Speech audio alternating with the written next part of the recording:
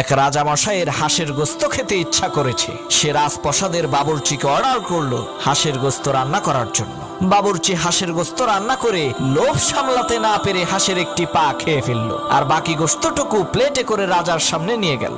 রাজামশাই বাবুর্চিকে বলল, কি ব্যাপার, হাঁসের একটা পা দেখছি, আর একটা পা গেল কোথায়?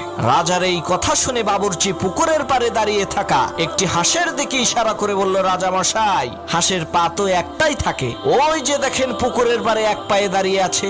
রাজামশাই দেখলেন হাঁসটি এক পা গুটিয়ে দাঁড়িয়ে আছে, তাই রাজা বুদ্ধি করে হাতে তালি দিলেন। এদিকে হাতে তালির আওয়াজ শুনে হাঁসটি গুটিয়ে রাখা পা বের করে দৌড় দিল। রাজা তখন বলল, দেখেছো বাবুর্চি, হাঁসের পা একটি নয় দুইটি।